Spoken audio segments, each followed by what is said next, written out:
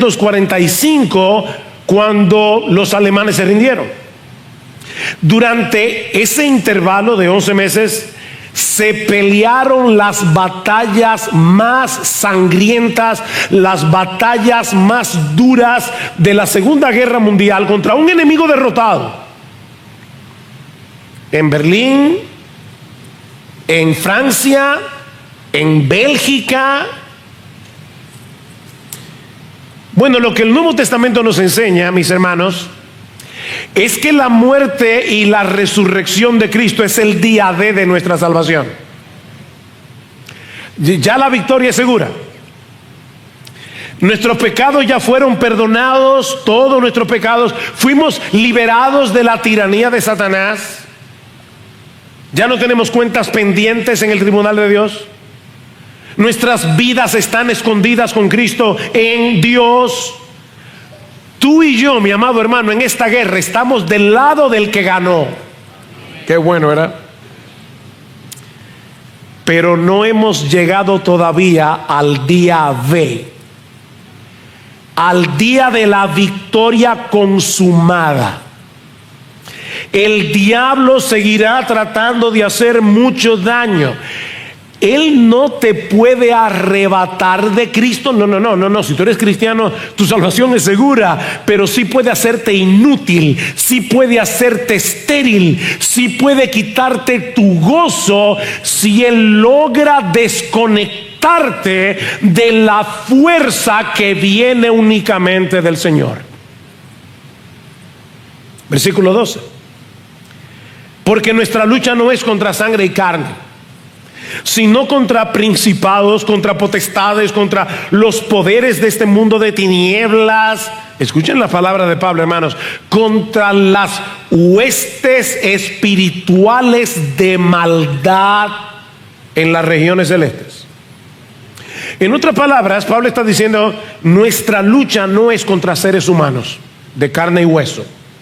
Es una lucha espiritual contra fuerzas espirituales que se oponen a Dios y a su pueblo, y que solo podemos pelear con recursos espirituales. Ahora, yo no sé si se dieron cuenta de algo sorprendente aquí. Pablo dice: nuestra lucha no es contra sangre y carne. De verdad, Pablo, cuando yo leo tu historia, cuando leo el libro de los Hechos, cuando leo tus cartas, lo que veo son personas que te apedrearon, que te azotaron, que te calumniaron, que te encarcelaron, que te abandonaron, que te persiguieron. Fueron gente de carne y hueso. ¿Cómo tú me puedes decir a mí, Pablo, que nuestra lucha no es contra seres humanos? Bueno, lo que Pablo está diciendo aquí, él no está negando que la carne y la sangre puedan herirnos, y él mismo lo sabía por experiencia. Pero Pablo quiere que entendamos que cada vez, hermano, escucha esto, cada vez que somos atacados, cada vez que somos calumniados, cada vez que somos heridos por personas reales, hay una realidad detrás más profunda operando al mismo tiempo. Hay un conflicto detrás del conflicto, una guerra detrás de la guerra. Mi hermano amado, mi hermana amada, detrás del ataque del enemigo hay una oposición espiritual más peligrosa, más decisiva. No es que la carne y la sangre no puedan hacernos daño, es que no son el enemigo final. Tu adversario más peligroso,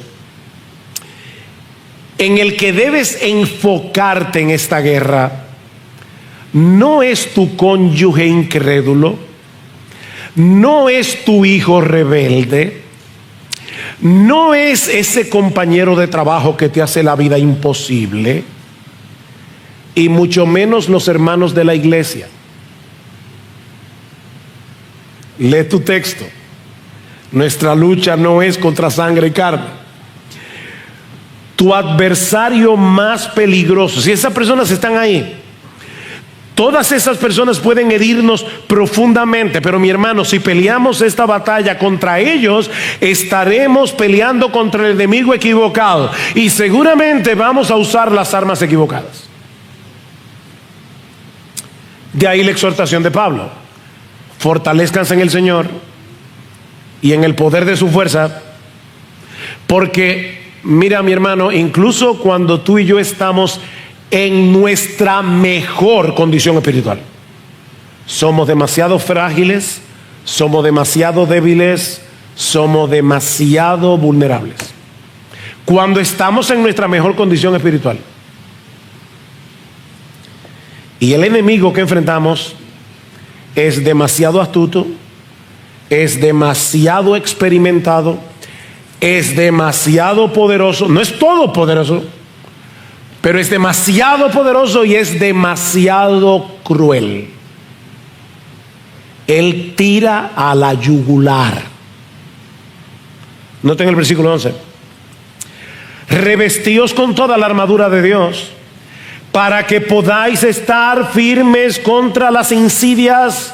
Reina Valera dice: contra las acechanzas del diablo. La palabra griega ahí es metodías, de donde viene nuestra palabra método o la palabra metódico. Mi hermano, los ataques del diablo son calculados y sorpresivos. Normalmente comienzan por algo que parece totalmente inofensivo, pero su meta es que termines en el lodo y pisoteando el nombre de Jesucristo. Esa es la meta. El diablo no siempre ataca de manera frontal, como lo hace, por ejemplo, con las persecuciones. A veces lo hace, pero no, la mayoría de las veces él usa mentiras razonables. ¿Oíste eso? Mentiras razonables. ¿Cómo puede ser que se le niegue el amor a dos hombres que se aman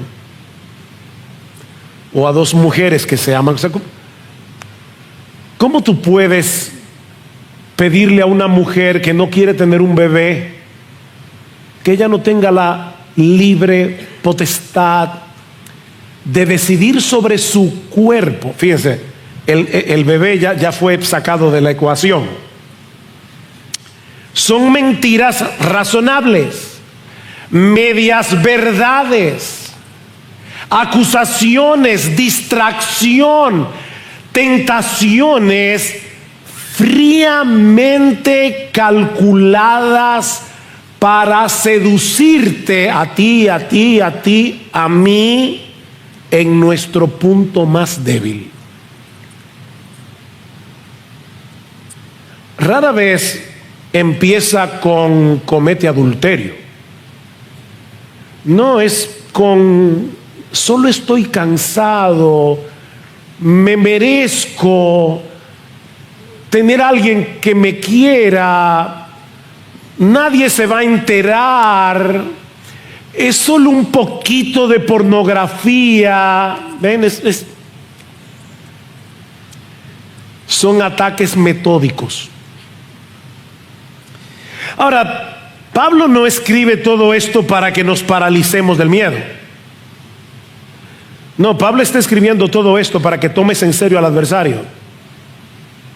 Para que tomemos en serio al adversario, para que no pretendamos pelear esta guerra en nuestras propias fuerzas, sino amparados en aquel que ya venció en la cruz. Hermanos, recuerda lo que decía al principio: tú y yo estamos del lado del vencedor, no te olvides de eso. Vean unas páginas atrás Efesios capítulo 1. Escuchen lo que Pablo ora por esta iglesia en Éfeso, versículo 18. Mi oración es que los ojos de vuestro corazón sean iluminados. ¿Para qué? Para que sepáis cuál es la esperanza de su llamamiento, cuáles son las riquezas de la gloria de su herencia en los santos. Y ahora escuchen, y cuál es la extraordinaria grandeza de su poder para con nosotros los que creemos, conforme a la eficacia de su poder, el cual obró en Cristo cuando le resucitó de entre los muertos, le sentó a su diestra en los lugares celestiales, muy por encima de todo principado, autoridad, poder, dominio y de todo nombre que se nombra, no solo en este siglo, sino también en el venidero. Ven, Pablo dice en el versículo 12 del capítulo 6, nuestra lucha no es contra sangre y carne, es contra potestades, contra poderes. Jesucristo está muy por encima de todos ellos. Así que Pablo, vuelvo y repito, hermanos, no está escribiendo esto para que te atemorices a tal punto que te paralices. Es para que no tomes en juego al adversario. El diablo, mi amado hermano, no está jugando a la guerra. ¿Te acuerdas cuando éramos niños? Sobre todo los varones, nos encantaba jugar a los vaqueros. El diablo no está jugando. Él está buscando a quien devorar. Efesios 3:16, Pablo pide por estos mismos creyentes que sean fortalecidos con poder en su espíritu o por su espíritu en el hombre interior. ¿Ven? Así que en vez de tratar de pelear estas batallas confiando en tus propias capacidades, confiando en tu disciplina espiritual, incluso confiando en los años que tienes en el Evangelio, Pablo dice, fortalécete en el Señor. Ahora la pregunta es ¿cómo? Ok, Pablo, te entendí. Tengo que fortalecerme en el Señor. Pero por favor, ahora dime cómo. Pablo responde, apropiándote de todos los recursos que Dios ha provisto para que podamos permanecer firmes hasta el final. Lo que nos lleva a la segunda enseñanza de este pasaje. Ya vimos la primera, estamos en una guerra. ¿Te convencí? Ok, vamos a la segunda. Segunda enseñanza, vístete de toda la armadura de Dios. Porque estamos en una guerra, vístete de toda la armadura de Dios. Versículo 13. Por tanto, ya que nuestra lucha no es contra sangre y carne, etcétera, tomad toda la armadura de Dios para que podáis resistir en el día malo y habiéndolo hecho todo, estar firmes. Se puede estar firme tomando toda la armadura de Dios. Algunos asumen que, dado que Pablo escribió esta carta en la prisión, ¿recuerdan en Hechos? Y él estaba encadenado a un soldado romano. Algunos piensan que Pablo estaba mirando al soldado y bajo inspiración divina comienza a describir la armadura de Dios. Personalmente no creo que ese sea el caso, porque no puedo pensar que los soldados que estaban custodiando a Pablo estaban vestidos con toda la armadura que ellos usan para pelear. Yo creo que lo que Pablo está diciendo aquí, y hermanos, esta es la parte quizás más sorprendente de esta premeditación. Yo creo que lo que Pablo está haciendo aquí es mucho más teológico y muchísimo más sorprendente. Mis hermanos, lo que Pablo está haciendo en Efesios 6 es citar una serie de textos que se encuentran en Isaías, en los cuales vemos a Dios, al mismo Dios, vestirse de esta armadura para venir a salvar a su pueblo. No tengo tiempo para citar todos los pasajes, pero déjeme citar algunos.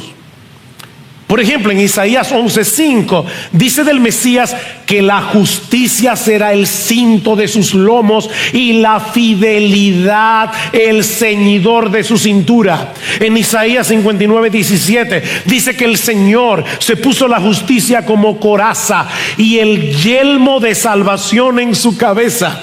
Isaías 52:7 habla del mensajero que trae buenas nuevas de paz de parte de Dios, anunciando que Dios reina y que ha venido a salvar. ¿Se dan cuenta, hermanos? En todos esos textos el protagonista, el sujeto es Dios. Es Dios actuando como el guerrero divino que decide, por amor a ti y a mí, entrar en la historia para derrotar al mal y rescatar a los suyos. Así que lo que Pablo está diciendo aquí es que la armadura, escucha por favor, hermano, esto con cuidado. Lo que Pablo está diciendo aquí es que la armadura que Dios usó para salvarnos, ahora la pone a nuestra disposición para que nosotros podamos perseverar en medio de la lucha. Y por favor, sobre todo aquí hablo a los más chiquitos, a los niños, no se imaginen a un soldado cósmico poniéndose una coraza, un yelmo, un cinturón. No, esto es metafórico, pero lo que yo quiero mostrar aquí es que la metáfora no viene del soldado romano que está con Pablo. La metáfora viene de la Biblia misma. Lo que Isaías está tratando de comunicar en el Antiguo Testamento es que Dios actúa con justicia, verdad, fidelidad, salvación. Y ahora Pablo toma todo eso y lo aplica a nosotros los creyentes.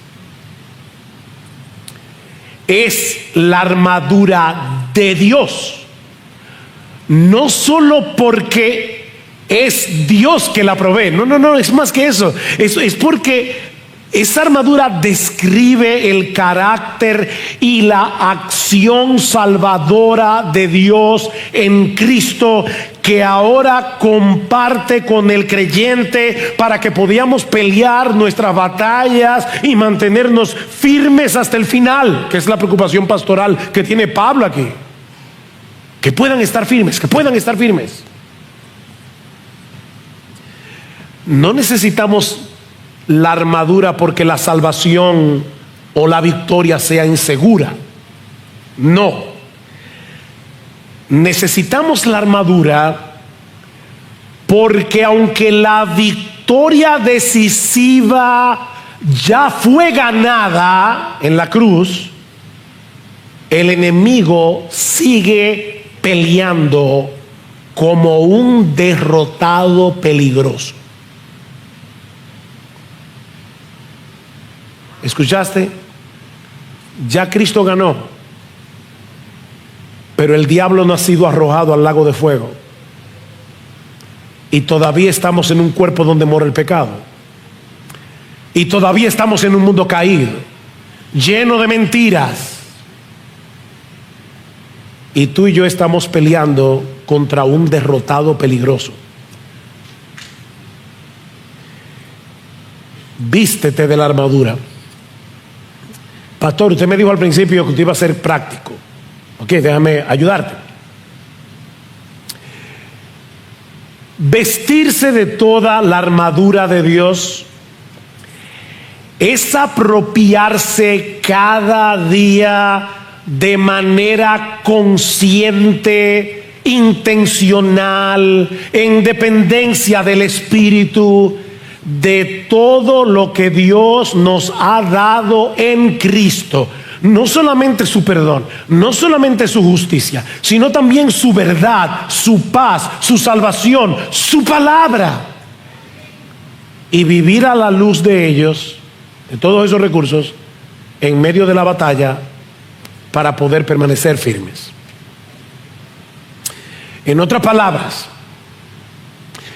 ponerse la armadura es vivir cada día gobernados, o si quieres, consciente de lo que Dios ha hecho por nosotros en Cristo, usando los medios que Él mismo nos ha dado para que podamos resistir. Mi hermano, Dios nos ha dado su armadura, pero tú y yo tenemos la responsabilidad de ponérnosla.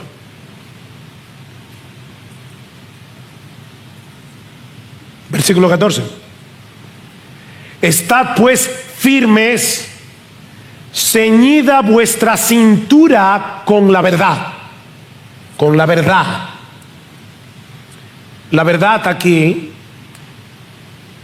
es la realidad tal como Dios la ha revelado en Cristo. Yo no tengo tiempo ahora, le dije que era una meditación, trataré para probar esto, pero la verdad aquí es la realidad. Mi hermano, ¿qué es la verdad? La verdad es aquello que corresponde con la realidad. Si yo te dijera a ti, qué bien le estamos pasando aquí en Boca Chica, evidentemente yo tengo un problema mental o estoy mintiendo. Ahora, si yo digo que estamos aquí en Iglesia Bíblica del Señor Jesucristo, en el primer servicio de adoración del 2026, eso es conforme a la realidad. Entonces la realidad es lo que corresponde, la verdad es lo que corresponde con la realidad. Pero todavía tenemos que añadirle algo a esa definición. La verdad es lo que corresponde con la realidad tal como Dios la define. Amén. Tal como Dios la define. O sea, lo que Pablo está diciendo es: cíñete de la verdad. En otras palabras, permite que todo lo que Dios dice en su palabra acerca de Él, acerca de nosotros, acerca del pecado, acerca del mundo, acerca de cómo debemos vivir, acerca de cómo tú debes tratar a tu esposa, acerca de cómo tú debes tratar a tu esposo, de cómo tú debes criar a tus hijos, de cómo tú debes evaluar la batalla cultural en la que nosotros estamos metidos. Todo lo que dice Dios es lo que es. Y todo lo que no es conforme a lo que dice Dios es una ilusión, no es la realidad. Cíñete de la verdad. ¿Sabes por qué? Porque Satanás es mentiroso y homicida, dice el Cristo. Juan capítulo 8 versículo 44, ¿recuerdan? Satanás es mentiroso y homicida. Él miente para destruir. Mira, mi hermano, déjame decirte algo. El arma principal de Satanás no es el dolor, es el engaño. Sí, oíste bien. El arma principal del diablo no es el dolor, es el engaño. Y por eso tenemos que ceñirnos de la verdad. Es escoger creerle a Dios y no a lo que estás sintiendo. Es escoger creerle a Dios y no a la cultura imperante. Es escoger creerle a Dios y no a las opiniones del mundo. Es creerle a Dios. Que eso gobierne nuestro corazón. Me encanta el Salmo 19, cómo describe la palabra. Y una de las cosas que dice en el versículo 8 es: los juicios del Señor son verdad. Ahora, ¿qué son los juicios del Señor? Algunos piensan que está hablando de cómo Dios castiga el pecado. No. No, la palabra hebrea que el salmista está usando aquí señala otra cosa. Ustedes han visto cuando alguien dice fulano tiene buen juicio. Lo que está diciendo es fulano hace buenas decisiones, tiene buen juicio. Bueno, lo que el salmista está diciendo en el Salmo 19 es que todas las evaluaciones de Dios sobre la realidad es lo que la realidad es, porque los juicios del Señor son verdad.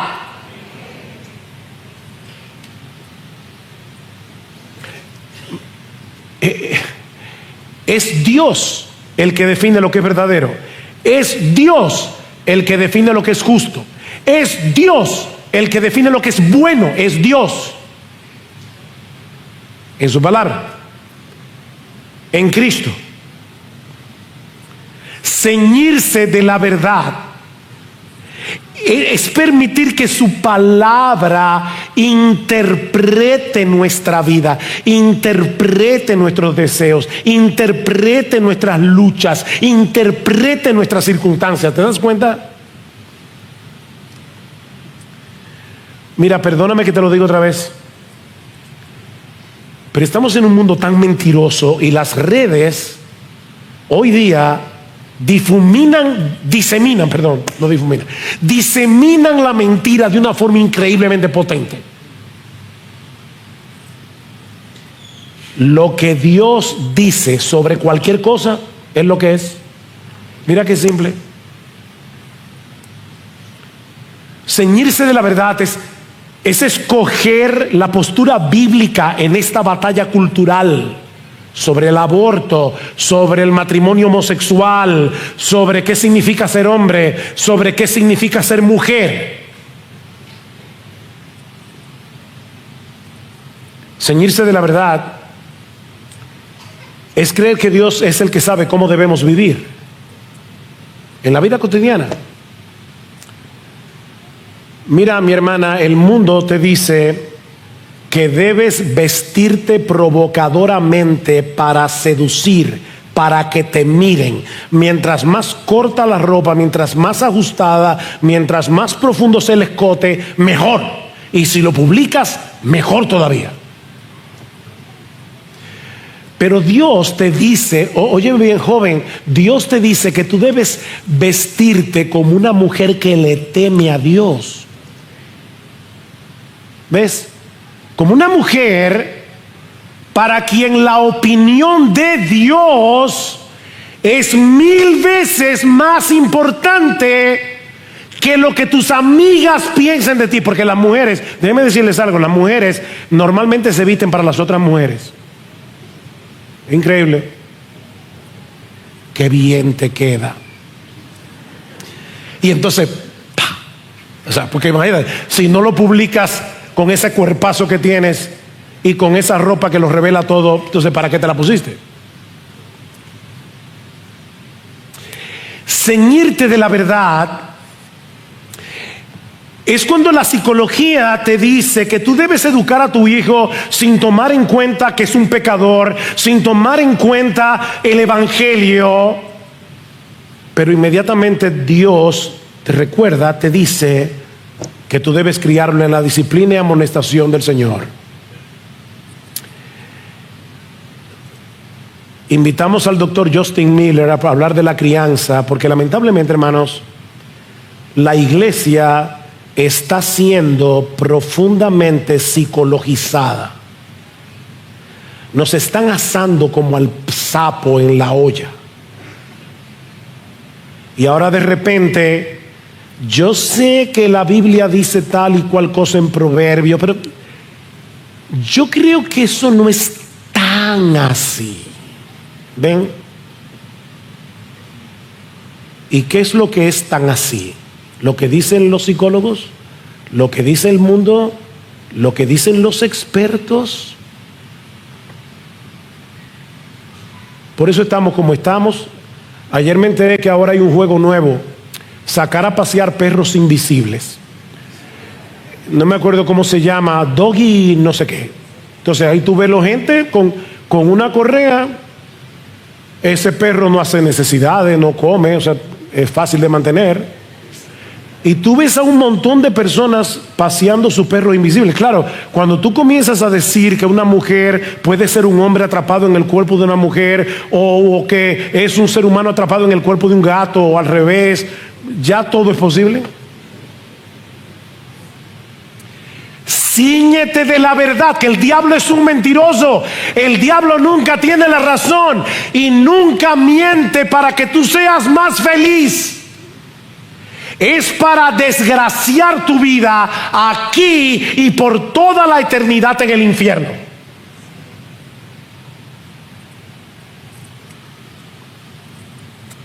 Uy, pero solamente estamos en el cinturón de la verdad. Déjeme ir rápido. vestirse de justicia, dice Pablo. Eso no solamente es descansar en la justicia perfecta de Cristo por medio de la fe, no, es procurar de una manera coherente con esa justicia. Pablo no está hablando ahí de la justificación, está hablando de la justicia. Y lo vemos claramente en otros pasajes de Efesios. O por ejemplo, Pablo dice en Romanos capítulo 6, versículo 13, que no debemos presentar nuestros miembros, los miembros de nuestro cuerpo, al pecado como instrumentos de iniquidad, sino presentaos vosotros mismos a Dios como vivos de entre los muertos, y vuestros miembros a Dios como instrumentos de justicia. ¿Recuerdan la prédica de Salvador hace 2 domingos? Tenemos que decirle que no a ciertas cosas para poder tenerle que decirle que sí a las cosas del Señor. Es vístete de justicia. Calzarse con el evangelio de la paz es caminar cada día con la seguridad de que ya fuimos reconciliados con Dios, y predicarle esa noticia maravillosa a todo el que tú puedas. El escudo de la fe es esa confianza activa en las promesas de Dios. Cuando vienen los dardos encendidos de la duda, de la acusación, de la tentación, cuando el diablo te dice que tú eres un fraude, cuando el diablo te dice que Dios está cansado de ti, de inmediato tú traes a tu mente las verdades y promesas de Dios reveladas en su palabra. No, Cristo es mi justicia. Filipenses capítulo 3, versículo 9. Ya no hay condenación para los que están en Cristo Jesús. Romanos 8:1. Tengo en los cielos un gran sumo sacerdote que intercede por mí y que se compadece de mis debilidades. Hebreos capítulo 4, versículo 14 al 16. Usa el escudo de la fe. El yelmo de la salvación protege nuestra mente al recordarnos nuestra nueva identidad en Cristo. Mi hermano, tú y yo somos perdonados, justificados, adoptados, cuidados por el Señor, amados sin límite. Y recordar que el final de nuestra historia es la gloria eterna. Así que en medio del sufrimiento, del cansancio, del desaliento, nos recordamos continuamente cuál es el final de nuestra historia y que Cristo nos guardará hasta que lleguemos hasta allí. La espada del Espíritu, obviamente la palabra de Dios, entendida y aplicada en dependencia del Espíritu Santo, para combatir contra nuestro propio pecado, para combatir con las mentiras con las que tú y yo llegamos al Evangelio. ¿Tú sabías que tú y yo llegamos al Evangelio con un montón de mentiras en la cabeza? Y la palabra de Dios tiene que comenzar a despejar esas tinieblas y traer la luz de la verdad divina para poder resistir al engaño y la seducción del enemigo. Y todo eso, dice Pablo, sostenido mediante la oración constante. Versículo 18. Con toda oración y súplica, alcanzar la plena seguridad de la esperanza, que puedan estar seguros de que son salvos.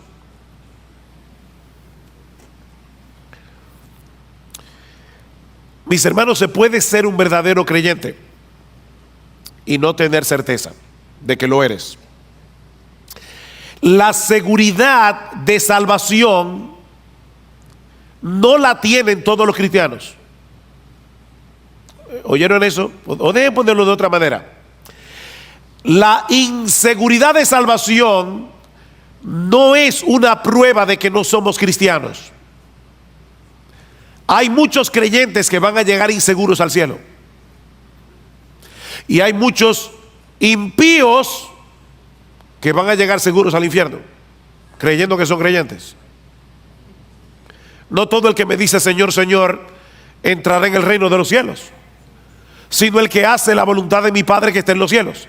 Así que la seguridad de salvación no es necesaria para ser salvo.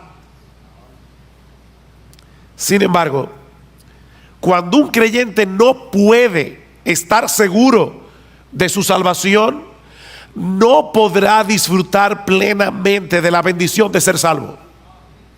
ni tampoco podrá correr bien la carrera. Noten el versículo 12. Porque yo quiero que ustedes alcancen la plena seguridad de la esperanza, a fin de que no seáis perezosos. El estar seguro te mueve a no ser perezoso. ¿Cómo podremos entonces obtener una plena certeza de nuestra salvación? ¿O cómo vamos a poder seguir avanzando hacia la madurez en nuestras vidas cristianas, de tal manera que podamos ser cada vez más útiles para el reino de Dios? En el versículo 12 nos dice dos cosas al respecto.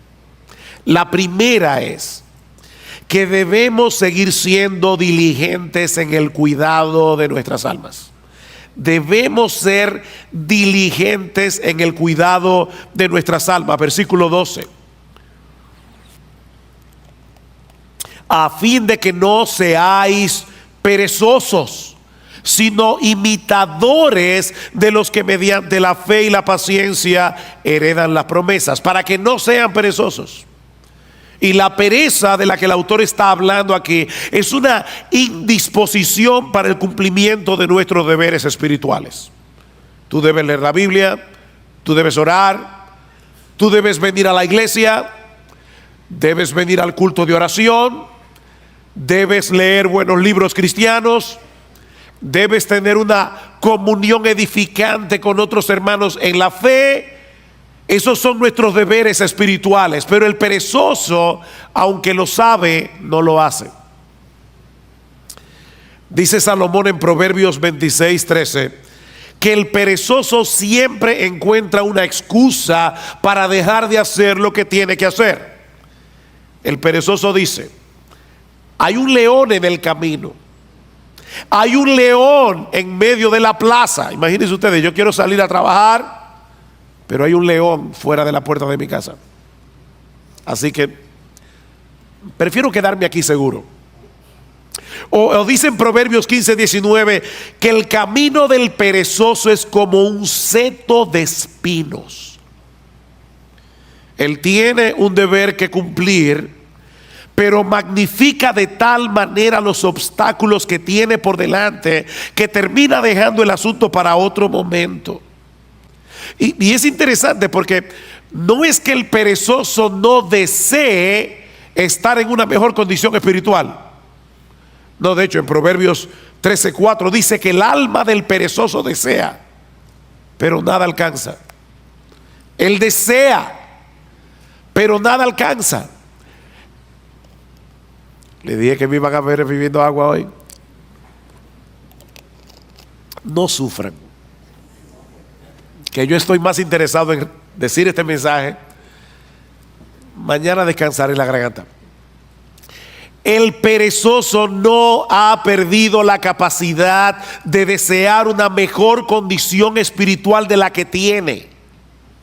Él quiere, pero no lo puede alcanzar por causa de su pereza. Mis hermanos, si no somos diligentes en el uso de los medios que Dios ha provisto para que alcancemos una mejor condición, nuestros deseos nunca serán cumplidos. ¿Qué debemos hacer entonces? Despojarnos de nuestra pereza espiritual y en dependencia del Espíritu Santo disponernos a hacer lo que debemos hacer en el momento en que debemos hacerlo, aunque no tengamos ningún deseo de hacerlo. Pastor, ¿y eso no es hipocresía? No, eso es diligencia. Eso es diligencia. Yo no tengo deseos de leer la Biblia hoy en la mañana. Pídele a Dios que te dé deseo, ábrela y léela. Yo como que no tengo deseos de ir a la iglesia hoy. Levántate, cámbiate y sin ningún deseo, ven a la iglesia. Ser diligente es hacer lo que tú tienes que hacer en el momento en que tienes que hacerlo, aunque no tengas ningún deseo de hacerlo. El crecimiento espiritual requiere un esfuerzo diligente de nuestra parte. Pero pastor, yo creía que la salvación era por gracia.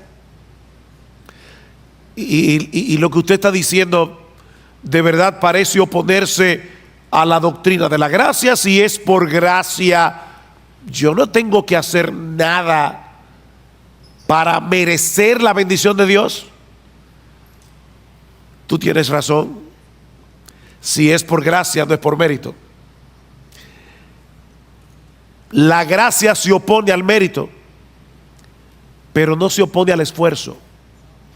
De hecho, Pablo le dice a Timoteo en 2 Timoteo capítulo 2, Timoteo, esfuérzate en la gracia.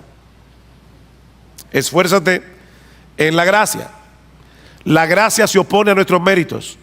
La gracia no se opone a nuestro esfuerzo. Es en el contexto de nuestra diligencia que podemos disfrutar de la bendición de Dios. No porque ese esfuerzo nos haga merecer que Dios nos bendiga, sino porque Dios ha decretado que seamos bendecidos siendo nosotros diligentes, usando los medios de gracia, la lectura regular de la palabra, la vida de oración privada y corporativa, congregarnos con el pueblo de Dios en el día del Señor, participar de la Santa Cena como haremos esta noche, leer buenos libros cristianos. Dios ha decretado fortalecer nuestra salud espiritual haciendo uso de esos medios. Pero el hecho de esforzarnos por hacer esas cosas no nos hacen merecedores de nada, porque esa diligencia es impulsada en nosotros de pura gracia, en una forma misteriosa que nunca vamos a poder entender. ¿Qué dice Pablo? Por tanto, amados míos, como siempre habéis obedecido, no como en mi presencia solamente, sino mucho más ahora en mi ausencia, ocupaos en vuestra salvación con temor y con temblor, porque Dios es el que produce en vosotros así el querer como el hacer por su buena voluntad.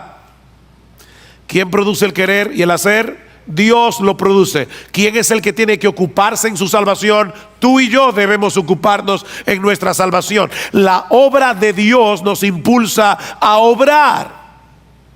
Y precisamente por eso Él se lleva toda la gloria en nuestro esfuerzo. Pero toda bendición que nosotros recibimos de la mano de Dios no es por nuestro esfuerzo, es por los méritos de nuestro Señor Jesucristo. Bendito el Padre, el Dios y Padre de nuestro Señor Jesucristo, que nos bendijo con toda bendición espiritual en los lugares celestiales en Cristo, según nos escogió en Él desde antes de la fundación del mundo. Todo lo que nosotros disfrutamos de la mano de Dios es únicamente por Cristo. O déjeme decirlo de otra manera: aún los medios de gracia que Dios nos ha provisto y el impulso para hacer uso de esos medios son un regalo de gracia. Pero somos tú y yo los que debemos disponernos a hacer lo que tenemos que hacer, no para ganarnos su favor, sino porque ya fuimos favorecidos. Así que no es un asunto de méritos, es un asunto de confianza en Dios.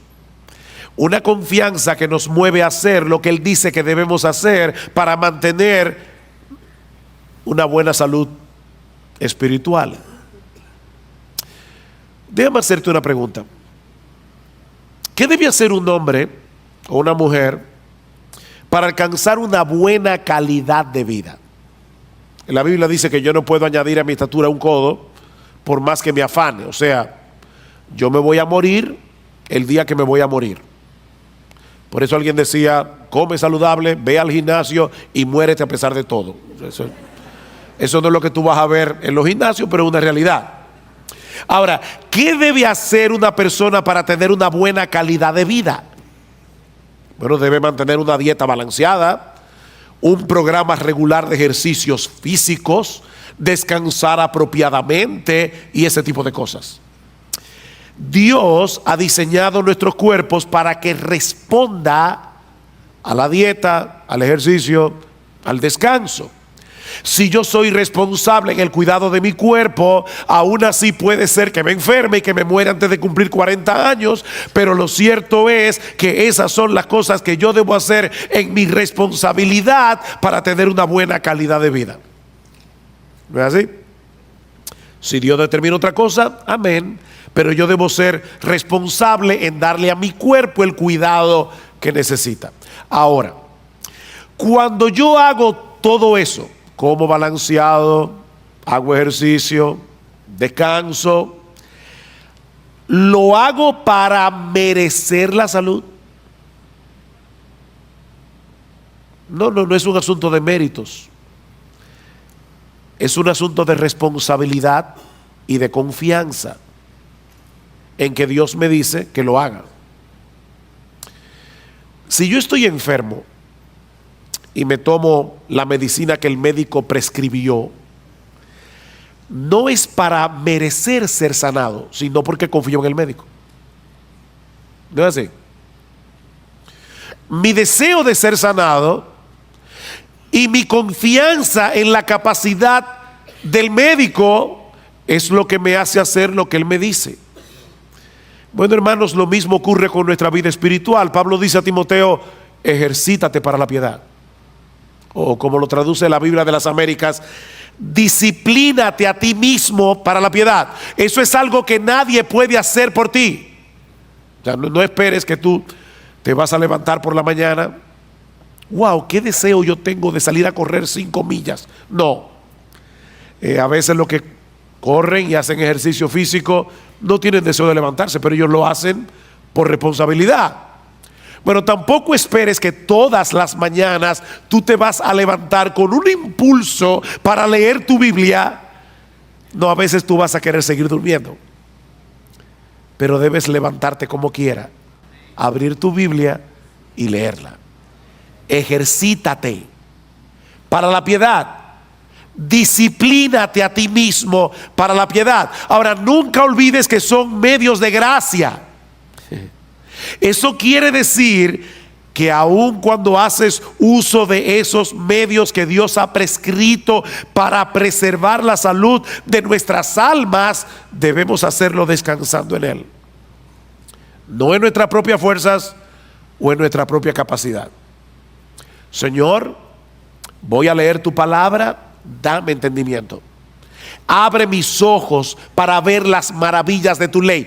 Alimenta mi alma. Déjame ver a Cristo en las páginas de las Escrituras y aumenta mi admiración por Él. Porque contemplando su gloria es que somos transformados de gloria en gloria. Señor, voy al culto de oración o de adoración. Por favor, ayúdame a adorarte sin distracciones. Por favor, ayúdame, Señor, que yo pueda percibir y experimentar tu presencia junto a mis hermanos en la iglesia. Ayúdame, Señor, para atesorar la palabra predicada de tal manera que obre poderosamente en mi corazón. Ayúdame, Señor. Así que lo primero que el autor de Hebreos nos está diciendo aquí es que si tú quieres perseverar hasta el fin, si tú quieres seguir avanzando hacia la madurez cristiana, debes ser diligente en el cuidado de tu alma, amparado en el poder del Espíritu de Dios, pero tú debes ser diligente en el cuidado de tu alma. Pero hay algo más que debemos hacer, y es aprender a esperar con fe y con paciencia que Dios haga en nuestras vidas lo que Él ha prometido hacer. Vean el versículo 12 otra vez. A fin de que no seáis perezosos, sino imitadores de los que mediante la fe y la paciencia heredan las promesas. El texto no nos dice explícitamente quiénes son esos creyentes a los que debemos imitar, pero obviamente se refiere a todos los hombres y mujeres de fe del Antiguo Testamento que encontramos en el capítulo 11 de la carta a los Hebreos. y de los cuales Abraham es un prototipo. Vean el versículo 13. Pues cuando Dios hizo la promesa a Abraham, no pudiendo jurar por uno mayor, juró por sí mismo. ¿Por quién jura Dios?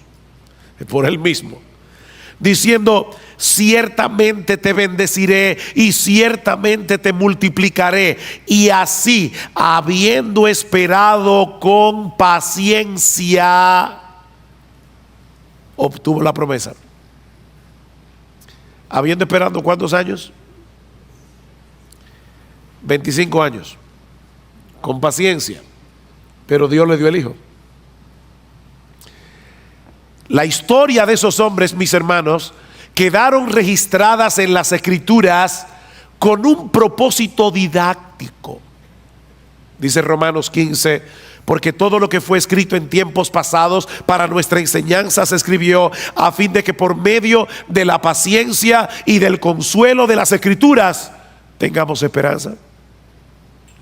No es un consuelo para ti leer la historia de Abraham y ver que cuando este hombre tenía casi 100 años y Sara 90 y era estéril, esta mujer salió embarazada? ¿Y sabes qué fue lo que le embarazó? La promesa de Dios. Dios lo prometió. Y cuando Dios promete algo, Él lo hará en su tiempo, pero Él lo hará. El Espíritu Santo inspiró a los autores de las Escrituras para que dejaran un registro de las historias de estos hombres y mujeres del pasado que se aferraron a las promesas de Dios con fe y con paciencia, aún en medio de circunstancias muy difíciles.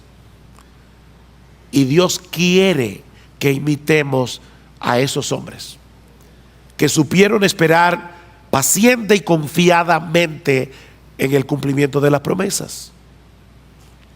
La fe nos capacita para confiar en el poder y en la buena disposición de Dios para concedernos lo que Él nos ha prometido, pero la paciencia nos permite esperar que Él lo haga en su tiempo, no en el nuestro.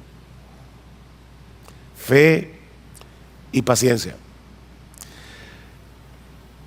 Mis hermanos, la clave para perseverar hasta el fin no es creer, es seguir creyendo. No es creer, es seguir creyendo. Es seguir esperando hasta que Dios en su sabiduría haga lo que Él ha decidido hacer, en el tiempo en que Él ha decidido hacerlo y en la forma como Él quiere hacerlo.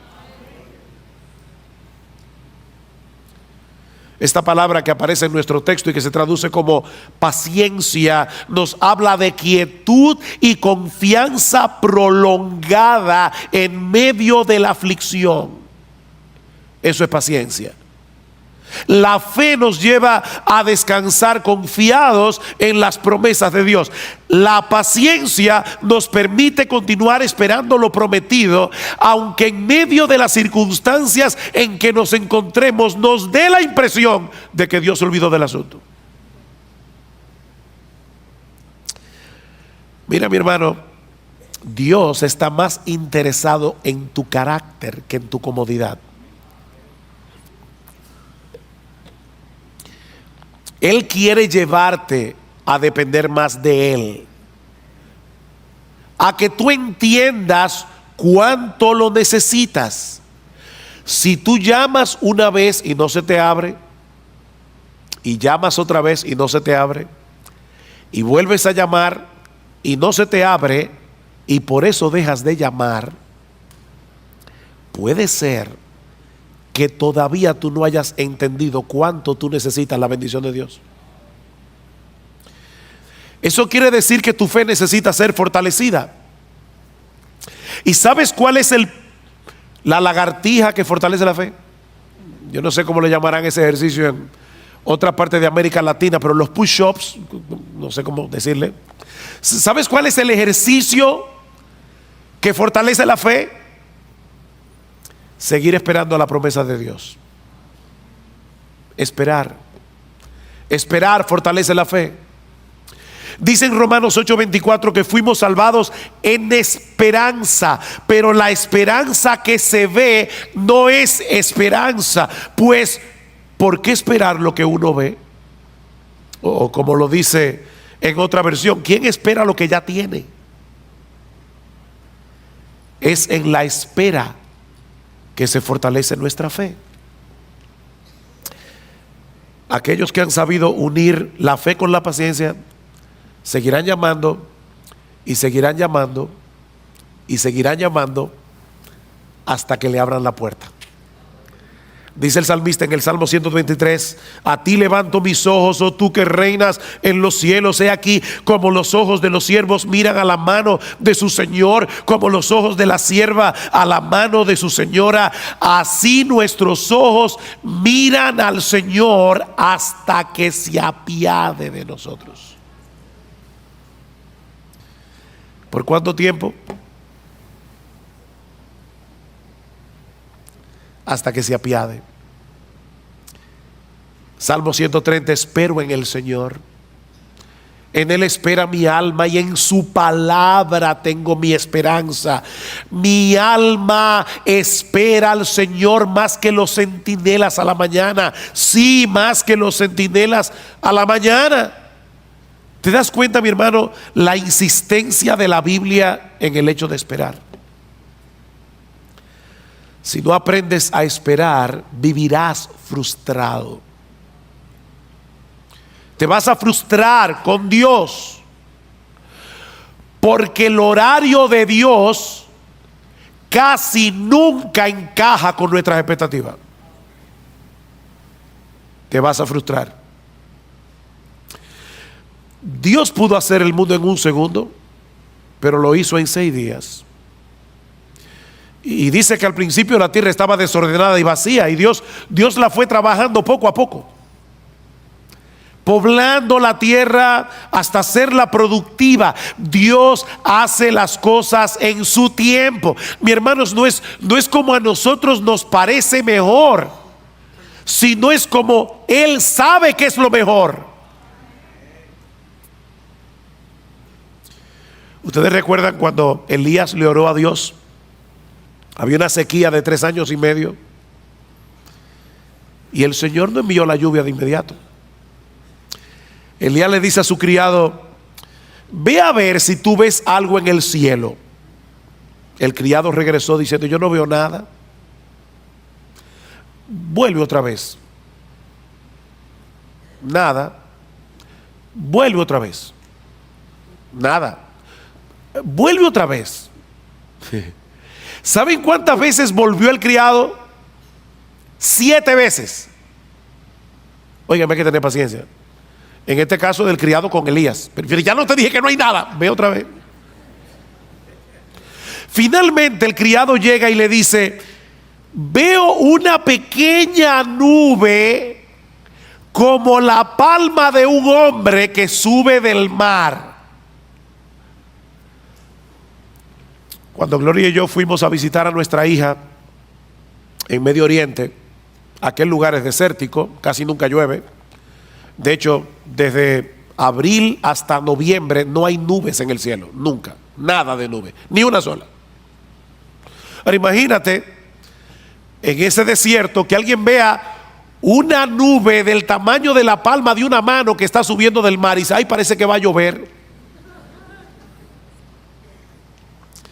Elías, que entendía perfectamente el modo de obrar de Dios, le dice al criado: sube y dile a Acab, prepara tu carro y desciende para que la fuerte lluvia no te detenga. Y sucedió que al poco tiempo el cielo se oscureció con nubes y viento y hubo una gran lluvia.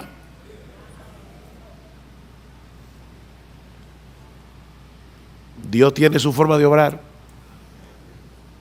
Él desea moldear nuestro carácter, y eso solo es posible en el contexto de la fe y de la paciencia. Tenemos un problema, deseamos ser atendidos de inmediato, entendemos que el asunto es urgente, y ¿saben lo que hace Dios? Dios mueve las cosas de tal manera que todo el mundo esté ocupado y que nadie te pueda atender. ¿Te ha pasado? ¿Sabes qué es lo que Dios está haciendo? Enseñándote a esperar con fe y con paciencia. Tu mayor problema no es que te atiendan. Tu mayor problema es tu falta de fe. Y Dios está moldeando tu carácter.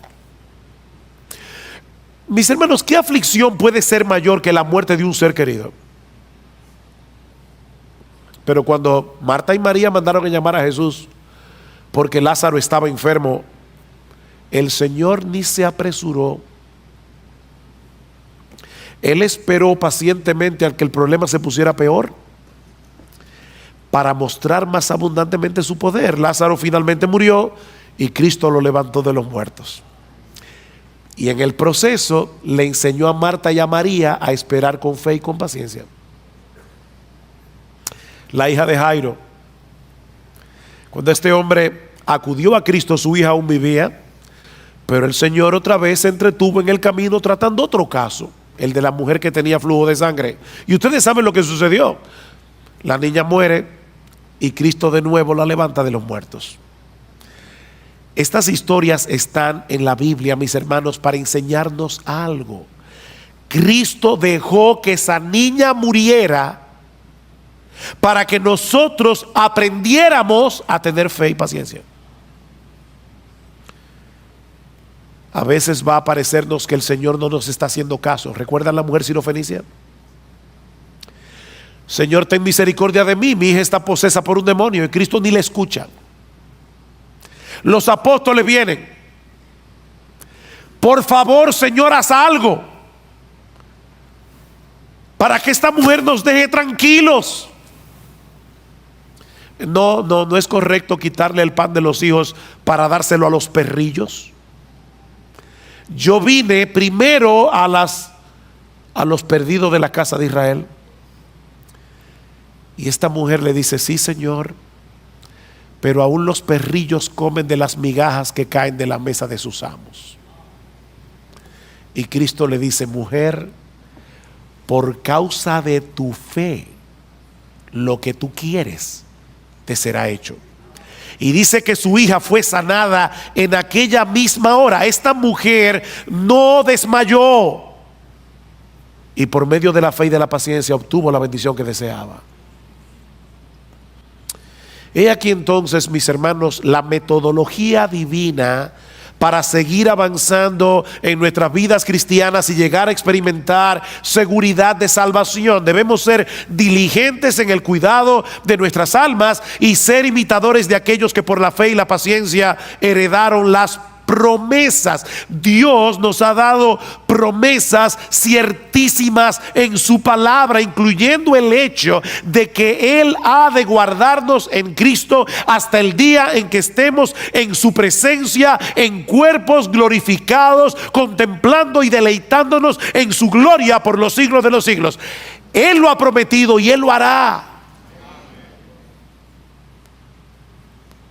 Mis ovejas oyen mi voz y yo las conozco y me siguen, y yo les doy vida eterna y no perecerán jamás, ni nadie las arrebatará de mi mano. Mi Padre que me las dio es mayor que todos y nadie las puede arrebatar de la mano de mi Padre.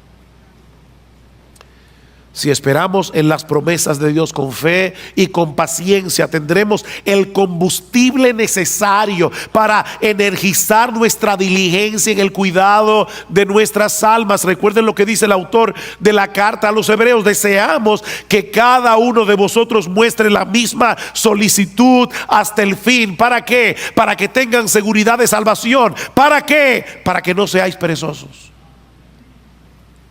Para que no seáis perezosos. Las promesas de Dios son las que le dan contenido a nuestra fe.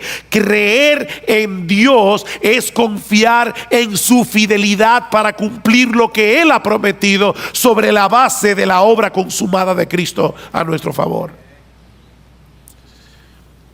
Eso es lo que el autor de la carta dice más adelante. Versículo 16. Porque los hombres juran por uno mayor que ellos mismos, ¿no es así? Hay gente que jura por Dios. ¿Y por quién jura Dios?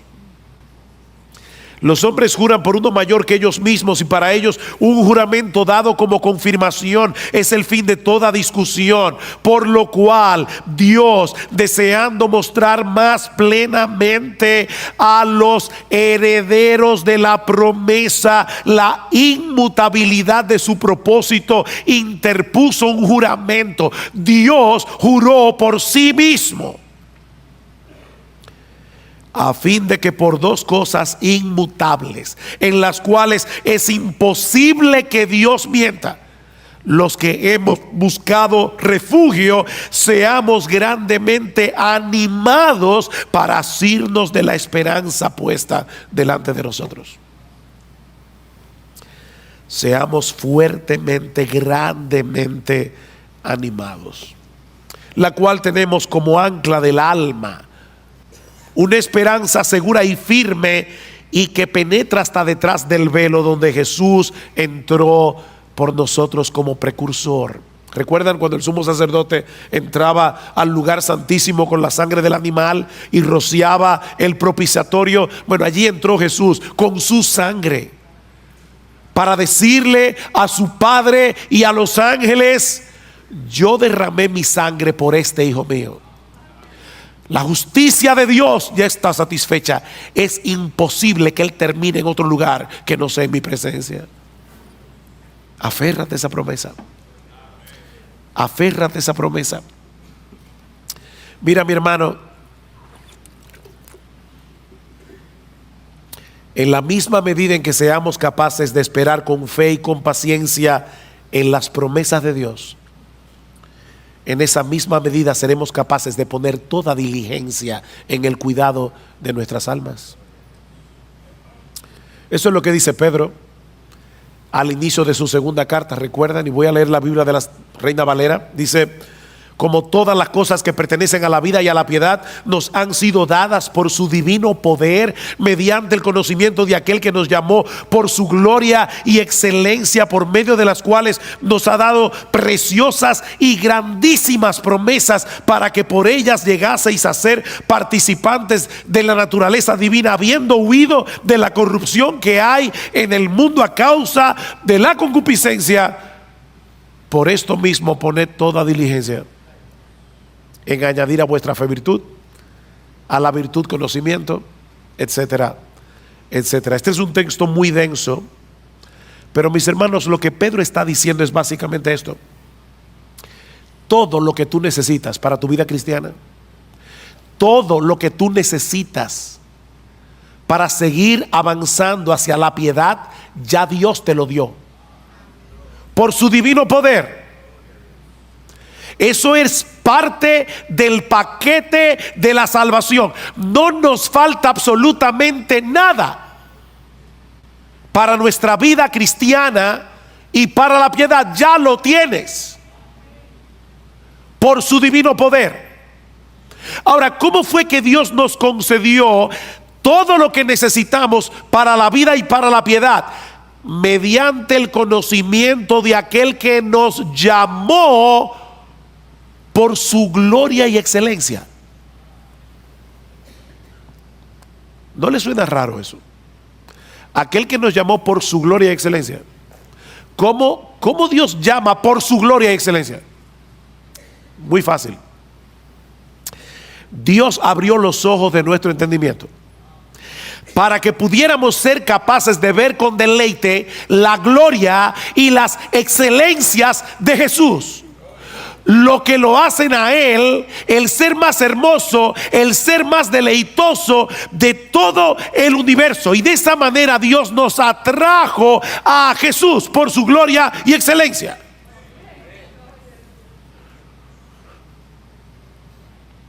Y ahora Pedro está diciendo: el hecho de saber que el poder omnipotente de ese Dios que nos llamó por su gloria y excelencia está obrando en nosotros hasta que estemos en su presencia en cuerpo y almas glorificados, es una poderosa motivación para poner toda diligencia en añadir a vuestra fe virtud, a la virtud conocimiento. Alguien lo ilustra de esta manera. Imagínate que tú eres un prisionero de guerra en un campo de concentración y has perdido toda esperanza de salir vivo de allí. Y en tu desesperanza ya tú comenzaste a vivir descuidadamente. Tú lo que quieres es sobrevivir hasta la muerte y ya tú no te preguntas si algo está bien o algo está mal. Como decimos en buen dominicano, tú estás dado al pecado. Pero de repente te enteras de que se está planificando un intercambio de prisioneros. Y ves que se acerca a la fila donde estás tú el guardia que tiene la responsabilidad de señalar a los que van a ser libertados y enviados de vuelta a su familia. Si el guardia te señala a ti, eso no sería un mero conocimiento. Recuerden que Pedro dice, mediante el conocimiento de aquel que nos llamó por su gloria y excelencia. Pero ese conocimiento transforma, ese conocimiento anima. Si el guardia se te acerca a ti, tú no vas a pensar, oh, qué interesante, me llamó a mí. No, mi hermano, en ese momento el poder de la esperanza va a energizar todo tu cuerpo y tu alma, porque sabes que has sido llamado para ser de nuevo un hombre libre. Bueno, eso es precisamente lo que Pedro nos está diciendo aquí. El hecho de saber que el Dios de gloria se nos ha acercado y nos ha dicho, tú que estás allí, ven, yo te mostraré mi gloria y te daré una vida eterna glorificada para disfrutarla. Esa es una esperanza que energiza nuestra diligencia para seguir avanzando en el camino de la piedad. De ahí lo que sigue diciendo Pedro. Como ustedes tienen esas preciosas y grandísimas promesas, vosotros también, poniendo toda diligencia por esto mismo, añadid a vuestra fe virtud, a la virtud conocimiento, al conocimiento dominio propio, al dominio propio paciencia, a la paciencia piedad, a la piedad afecto fraternal y al afecto fraternal amor. ¿Se dan cuenta? Este texto concluye como comienza Hebreos 6. Pedro lo pone al revés. Esperar con fe y con paciencia en las promesas de Dios es lo que nos hace diligentes para añadir a la fe virtud, a la virtud conocimiento y así sucesivamente. Mis hermanos, no hay forma de avanzar sin esperanza. Y la esperanza se alimenta de las promesas de Dios. Solo si aprendemos a esperar en ellas con fe y con paciencia. Promesas, esperanza, fe y paciencia. Y ahora yo te pregunto, ¿qué tanto tú estás alimentando tu esperanza con las promesas de la palabra de Dios? ¿Qué tan a menudo tú traes esas promesas a tu mente?